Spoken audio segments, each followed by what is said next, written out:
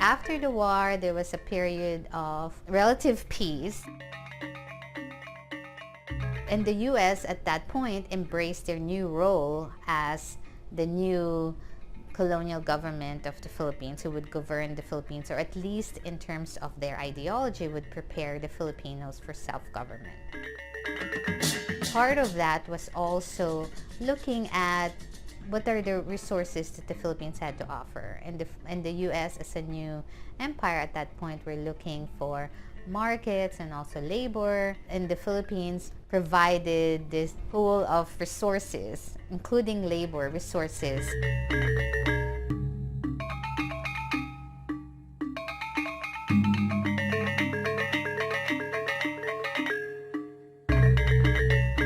And then in 1906, of course, marked the arrival of some representatives of the Hawaii Sugar Plantation Association.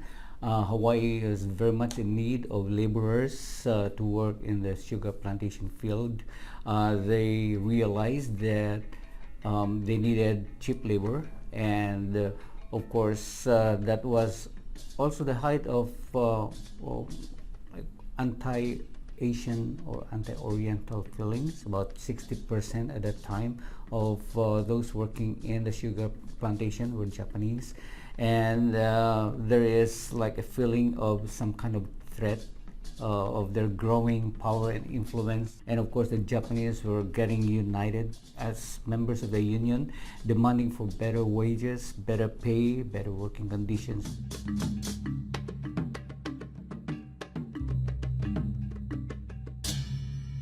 When HSPA went to the Philippines, they were actually thinking of recruiting 300 workers, right? But they managed to bring in only 15.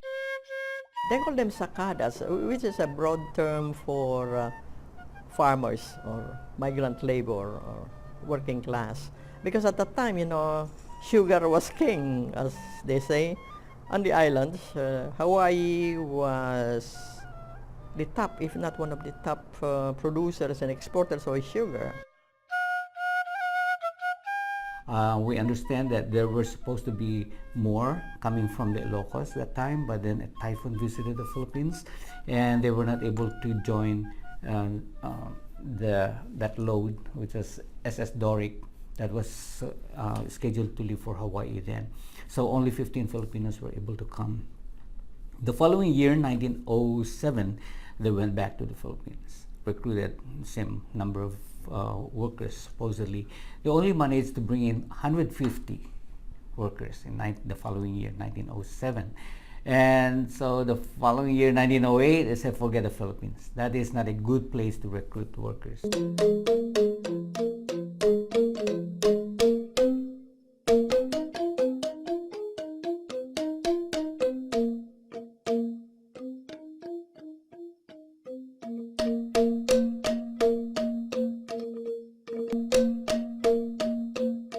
In 1909, they had to go back.